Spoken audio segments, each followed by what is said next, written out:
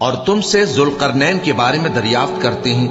کہہ دو کہ میں اس کا کسی قدر حال تمہیں پڑھ کر سناتا ہوں۔ ہم نے اس کو زمین میں بڑا اقتدار دیا تھا اور ہر طرح کا سامان اس کو عطا کیا تھا،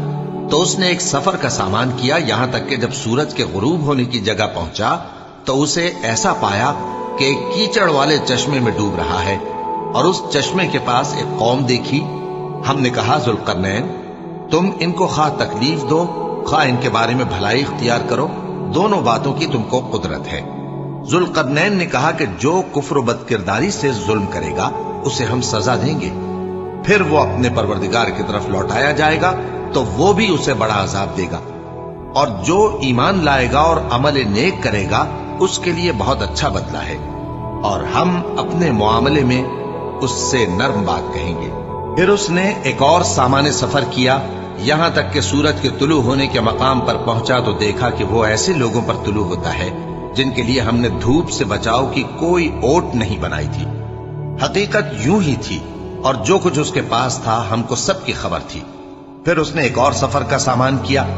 یہاں تک کہ دو اونچے سیدھے پہاڑوں کے درمیان پہنچا تو دیکھا کہ ان کے اس طرف کچھ لوگ ہیں کہ بات کو سمجھ نہیں سکتے۔ ان لوگوں نے کہا کہ اے ذوالقرنین، یاجوج اور ماجوج اس علاقے میں فساد کرتے رہتے ہیں، بھلا ہم آپ کے لیے خرچ کا انتظام کر دیں کہ آپ ہمارے اور ان کے درمیان ایک دیوار کھینچ دیں۔ ذوالقرنین نے کہا کہ خرچ کا جو مقدور اللہ نے مجھے بخشا ہے وہ بہت اچھا ہے، تم مجھے قوت بازو سے مدد دو، میں تمہارے اور ان کے درمیان ایک مضبوط رکاوٹ بنا دوں گا۔ تم لوہے کے بڑے بڑے تختے میرے پاس لاؤ۔ چنانچہ کام جاری کر دیا گیا، یہاں تک کہ جب اس نے دونوں پہاڑوں کے درمیان کا حصہ برابر کر دیا اور کہا کہ اب اسے دھوکو، یہاں تک کہ جب اس کو دھونک دھونک کر آگ کر دیا تو کہا کہ اب میرے پاس تانبا لاؤ کہ اس پر پگھلا کر ڈال دو۔ پھر ان میں یہ قدرت نہ رہی کہ اس پر چڑھ سکیں، اور نہ یہ طاقت رہی کہ اس میں نقب لگا سکیں۔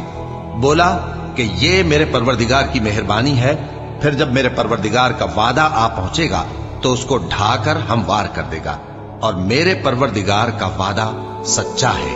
اس روز ہم ان کو چھوڑ دیں گے کہ روئے زمین پر پھیل کر ایک دوسرے میں گھس جائیں گے، اور سور پھونکا جائے گا تو ہم سب کو جمع کر لیں گے، اور اس روز ہم جہنم کو کافروں کے سامنے لائیں گے،